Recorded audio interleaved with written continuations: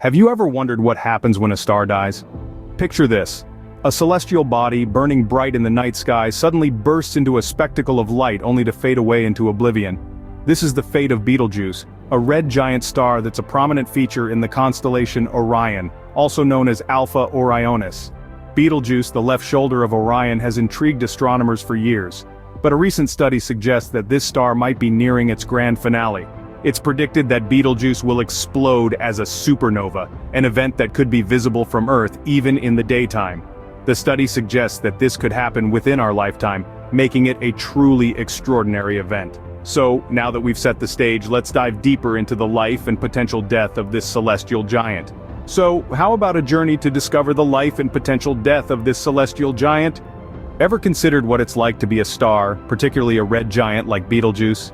It's an existence that's fiery, dynamic, and ultimately explosive. Let's take a cosmic journey to understand the life cycle of a star. In the beginning, stars are born from swirling clouds of dust and gas in space. With the help of gravity, these particles come together to form a dense, hot core. This is where the magic begins. The core gets so hot that hydrogen atoms start to fuse together, creating helium. This process, known as nuclear fusion, is what makes a star shine. For a star like our Sun, this phase of burning hydrogen will last about 10 billion years. But for a more massive star like Betelgeuse, things move a lot quicker.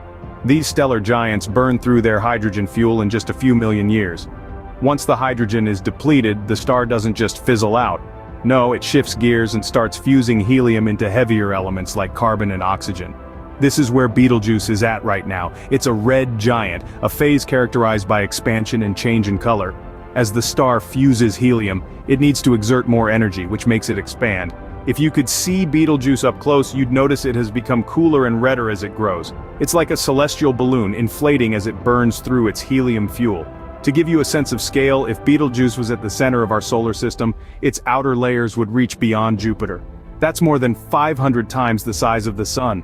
With its hydrogen supply running low, Betelgeuse has entered a critical phase of its life. It's a breathtaking spectacle of stellar evolution, but as it continues to burn through its remaining fuel, the clock is ticking. The question now is, what does that mean for its future? The size of Betelgeuse is truly mind-boggling, but why is it so difficult to measure? Well, the reason is as fascinating as it is complex. Betelgeuse, the red giant star, is not a neat, smooth ball of plasma as one might imagine. Instead, it's an irregular, lumpy clump of churning gas bubbles, shrouded in a cloak of dust clouds it has burped out. This makes it a challenge for astronomers to accurately measure its diameter. To appreciate the enormity of Betelgeuse, let's draw a comparison with our own solar system.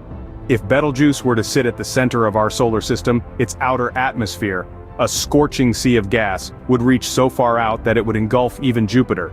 That's right, it would swallow up all the planets up to Jupiter, dwarfing our Sun in the process. Now let's add another layer to this cosmic mystery. A recent study led by Hideyuki Sayo from Tohoku University in Japan contends that Betelgeuse might be even larger than what most researchers believe. This study is stirring up quite a controversy in the astronomical community. But how could Betelgeuse be larger than what we already know? Well, Betelgeuse is known to pulsate.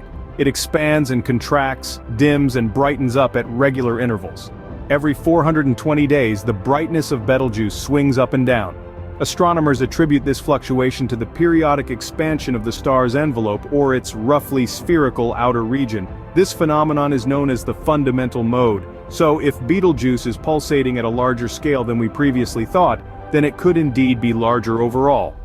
Now, the question that arises from this controversy is, if Betelgeuse is indeed larger than we think, what implications does this have for its remaining lifetime? Well, that's a question that will keep astronomers and stargazers alike pondering and observing this fascinating red giant for many more years to come. So, what happens when a star like Betelgeuse runs out of fuel? Well, it's a spectacle of cosmic proportions. As the last vestiges of hydrogen get consumed, the star begins a dramatic transformation. The core, now predominantly helium, collapses under its own immense gravity. This implosion creates an intense pressure and heat, triggering the fusion of heavier elements. As the core collapses, it reaches a point of no return, where the gravitational pull is so strong that not even light can escape. This is the birth of a black hole.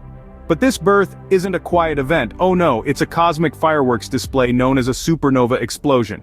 In the throes of this celestial cataclysm, the outer layers of Betelgeuse get blasted into space at incredible speeds, up to 25,000 miles per second.